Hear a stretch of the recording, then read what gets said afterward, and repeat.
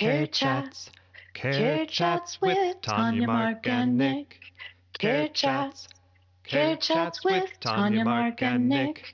Grab a mug of care and join us for some Care Chats with TanyaMarck and Nick. Yes, please. Hello, everyone. Welcome back to the Queer Spirit Care Chat. Today, we're going to be talking about ancestors as we move into the season of the darker time of the year and a time when we think about the dead and those who have passed. And today we have a special guest with TanyaMarck and myself, Pavini Moray, a dear friend of mine, returning back to the podcast. It's been a while since you've been here, so thank you for returning. Thanks for having me, Nick. Thanks for having me, TanyaMarck. So we were thinking about this idea of ancestors and what are the ways that we think about ancestors? What are some of the practices we have with ancestors? And yeah, who would like to get us started? Just take a moment to kind of call in, right? Our teachers, guides, practices, ancestors, transcestors, queer ancestors. Let's take a couple of breaths. Maybe that's why there was this like silence. They were awaiting being invoked. So we bring them into this space. And yeah.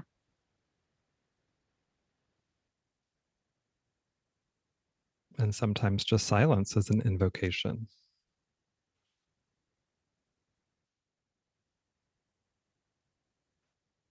Well, I feel like I want to share a little bit more about my experience and relationship and history with ancestors.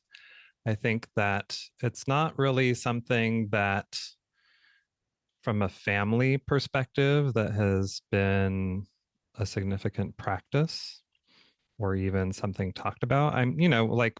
Growing up, people talk about grandparents, great grandparents who have died, but we never really went back too far in terms of where our people came from a whole lot. It wasn't something that was talked about significantly. And I think part of that had to do, especially on the side of one of my grandmothers, I think that they came from a family who, when they came to the United States, they wanted to assimilate. You know, they didn't want to remember their traditions from the country they came from. They wanted to have they didn't want to have foods from their traditions at holidays. They wanted to have like turkey and ham and, those quote unquote American things. And so I think that there's this way that through generationally, we cut off from our ancestral heritage, that we can start to cut off from our ancestors. And it's kind of like, well, we're not honoring where we came from. So there's, I don't know, I feel like there's this tension or grief that maybe the ancestors are feeling forgotten. Or maybe they're mad, that's like, well, why are you separating blood from tradition, kind of thing? So those are some of my thoughts when I think about ancestors. Thanks for dropping that and kicking this off, Nick. And it's making me think when you said like, well, what if they're mad? What if it's at like exactly how we started the top of this container? What if they're just silent because we haven't taken the time to call upon them? And it's not been a part of our journey yet, right? And so I feel like that adds another element to what it means to, and I think the other thing I want to sprinkle as we begin this journey with Pavini today, and thank you, Pavini, for being here, is this idea of, yes, we are coming upon a season when traditionally ancestors are called upon, but really the invite is that connecting to our ancestors becomes a part of our daily toolkit. And what and how that might look like depends on where you're at in your journey. Mm-hmm. The important thing, it feels like, to frame this conversation is that not all of the dead are well ancestors. They're not all well, bright ancestors, right? And so when you said, what if they're mad at us? In my experience of ancestral practice, the well, bright ones, they might have opinions. They might be bossy, but they're very loving. They're very compassionate, the elevated ancestors, right? There's not, they don't get angry. And I don't know if they get angry, but like there's not this sense of punishment, right? That so many of us might have experienced in with our living family, that the ancestors are really a resource of kindness and compassion. And if you're relating with a dead person from your bloodline who's not like that, it's just likely that they're not an elevated ancestor yet, right? That the dead can change just like the living can change.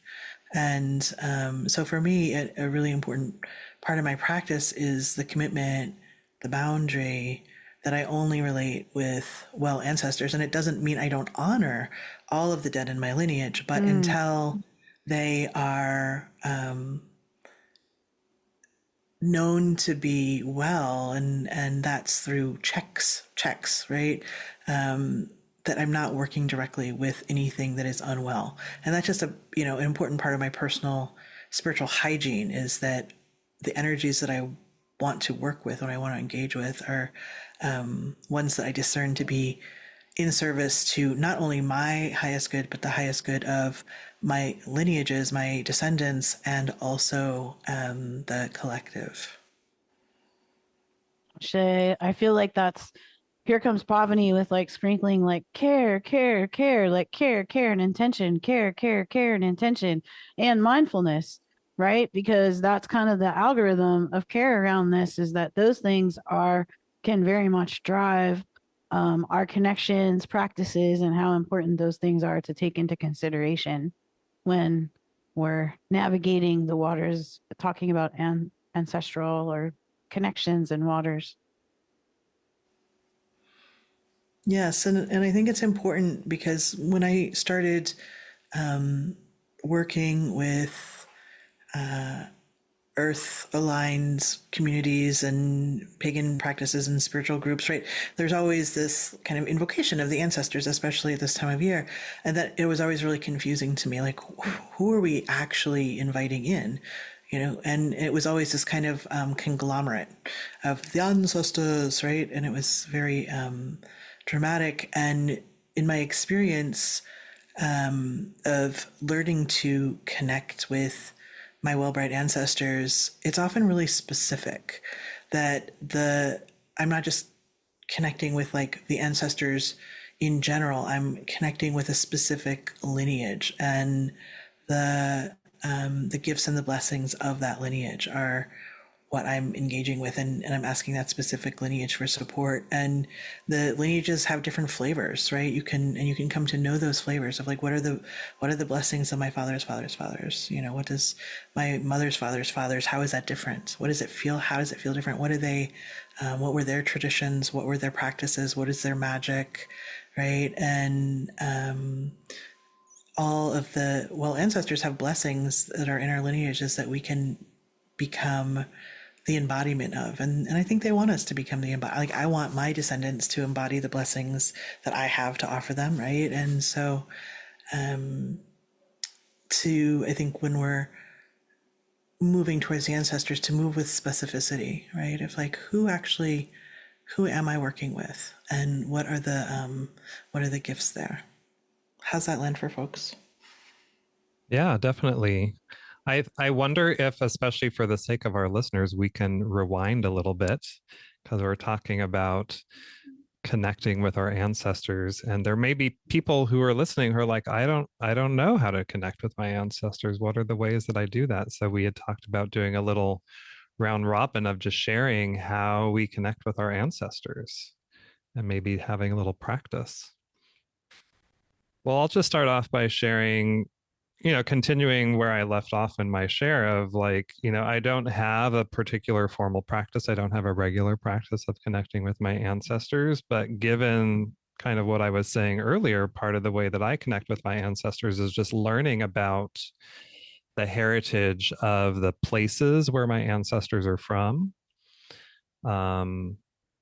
either by visiting those places in real time or on the internet or in dream, by learning about the more historical traditions of those places, by learning about the foods of those places. So particularly on my dad's side of the family, I know a little bit more about where they're from, which is primarily from Italy and Germany. And I can't remember if it was last year or the year before, but I'm really into Krampus at Christmas time, which is sort of like a winter Christmas monster kind of thing. But that tradition of Krampus comes from the Alpine region in Switzerland and Italy and also southern Germany area. And I actually read a book all about the history of the traditions of Krampus and other winter spooky tales and that kind of thing. And there was something about it, like reading about that, I'm just like, oh, like maybe that's part of like where my ancestors are from, like by really being interested in that. And just those particular traditions that happen at wintertime, and it's not some big scary thing. It's sort of like the counterbalance to Santa Claus or Saint Nicholas. And so, in reading that book, there was just something in me that's just like, oh, it made me think about like, what were my ancestors who were from that part of the world when those traditions first began? What did they practice? What did they do? So I don't have a particular guided practice to do with our listeners, but maybe just taking some time to think about, do a little bit of research if you don't know, like where are some of your ancestors from, your great grandparents, great great grandparents, and doing some light research or just curiosity about like what are the traditions from those cultures, and especially traditions that feel like they speak to you. Like I'm more interested in the pagan or non-Christian, shall we say, sort of folk traditions of those areas that have to do with the seasons and honoring the seasons, because that's still something that I do today, as I honor the seasons in different ways. But what was it like? What might my ancestors have practiced in terms of honoring the seasons? And how can I bring maybe some of those practices from the past into my current self and connect with them in that way, connect through the lineage that way? Thanks for sharing that, Nick. It feels so intimate, right? And I hear you like really being open to naming like this idea of that connection to ancestors is not like a one size fits all, right? We can be curious and learn. And I was thinking as you were sharing, my elder Tahira came into the picture because I remember asking her, I identify as an Indigenous person of color, and because of my upbringing, there was this idea of enduring and surviving. So assimilation was a huge part of my algorithm growing up. So that meant disconnecting and being as assimilated as possible. So when I started to do the work of like asking myself, well, who am I beyond this, beyond what I've been following, one of the elders that I have the honor of connecting with, she said that, well, take a look at what you're doing in your practices and how might those things already be connected to somehow, some way, Indigenous stuff. So it started to make me realize that when I garden, I've always done that, by the way. I've always felt very regulated by putting my hands in the land and tended to some type of garden. It feels very regulating to me. I feel the connection to something, right? And I started to realize that in my practices, there are ways that can lead to connection with ancestors. And was I willing to open up to noticing that, when the birds come in, I can feel my grandmother when I'm taking a sip of my cafecito. That's, both of my grandmothers I feel both of my abuelas and abuela energy, period. So Tahira kind of had this idea that maybe it doesn't have to look like we have to know the exact lineage. And maybe for some of us we do, and that's cool.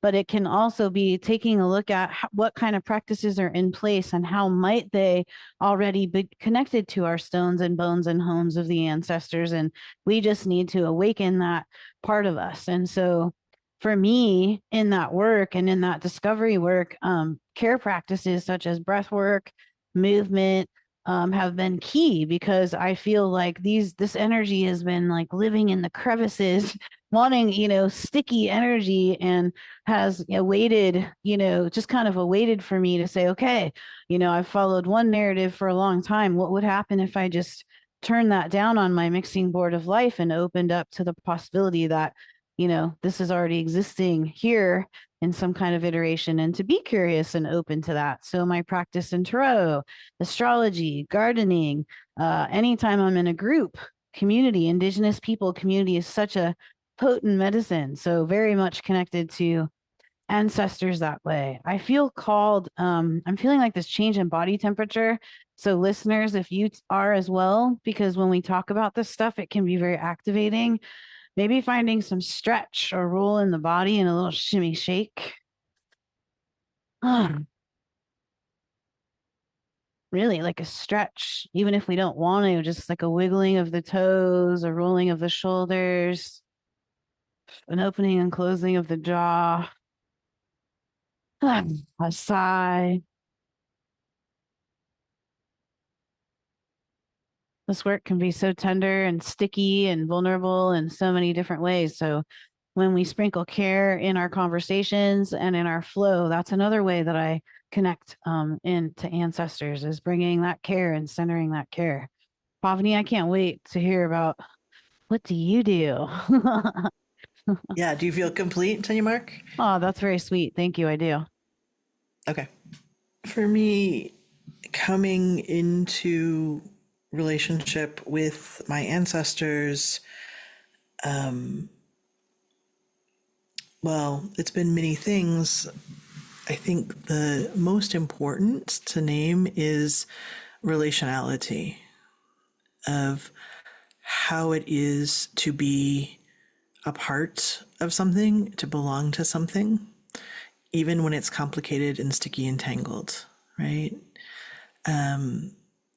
So for example, I am white and my ancestors are white, and that's a complicated heritage to hold, right? And but also to not deny all of it, right? To be able to turn towards my lineages, the things that they have done that are terrible, and the things that they have done that are beautiful, right? And to hold that complexity, and to move into that kind of out of the black and white thinking about it, and into like, these were humans who also had complicated life experiences.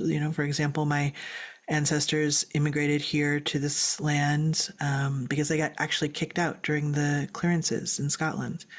And so I think for me, that relationality is a wider lens. It just puts everything into a wider perspective, and it gives me compassion for them. And the practice that for me is most potent is making offerings.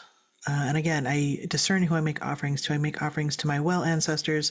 That does not mean that I am alienating any who are not yet well. It just means that the energy that I'm offering, when we're offering energy, right? And that the not yet well dead get that energy distributed through the well ones, right? So there's this intermediary.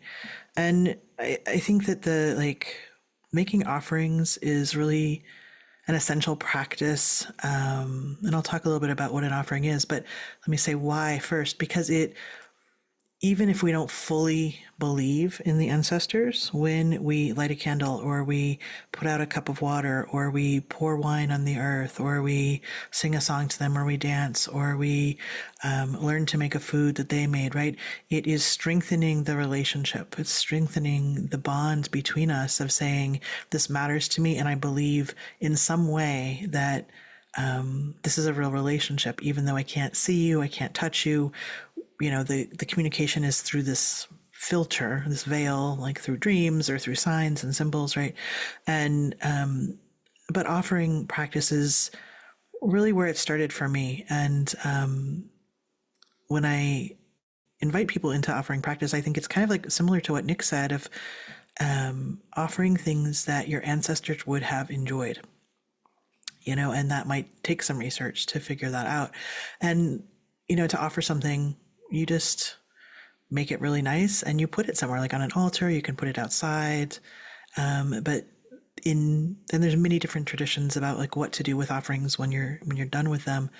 Some people think it's totally fine to consume it. Some people don't. It just really depends on the traditions and your lineages and what feels right to you and your body. But that act of offering is holy in and of itself, and it makes me feel holy when I do it. I do offerings every day, and to my ancestors, to the land spirits, to the deities that I pray to. Right, every day I'm in this devotional practice of offering, and it just keeps me connected to the part of me that is spirit, right? Just by the simple act of lighting a candle or whatever it is, saying a prayer, whatever it is that I'm doing. And so I think that's the practice that I would invite folks into. And if you don't know, like, try it out and see what happens. Like, it's not just external what happens, like, do the ancestors come to me in a dream or something like that, but like, how do you feel internally when you're in that sacred reciprocity, that practice of offering and being relational with the unseen world? How do you feel, right? Does it make you feel more connected to spirit? Does it make you feel more connected to yourself, to your people? So yeah, I think I'll stop there and see how that lands for folks. Yeah, thanks for sharing that, Pavini. I feel like there's overlap with all of our different shares, and then there's some little nuanced differences too. But I really think that these are all different nuggets of ideas and inspiration that some of our listeners can try and experiment with and see what works for them as we move into this time of year. And it doesn't have to be just this time of year, it can be any time of year to connect with our ancestors. So yeah, just want to take a moment to offer some gratitude to our ancestors, whether they be ancestors of bone and blood or ancestors of spirit or queer ancestors.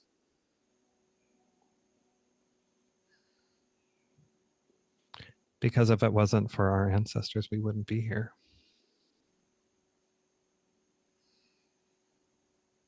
So just taking a moment to show some gratitude to the ancestors, gratitude to our listeners, our community, and to Pavini for being here and sharing this wisdom and magic with us.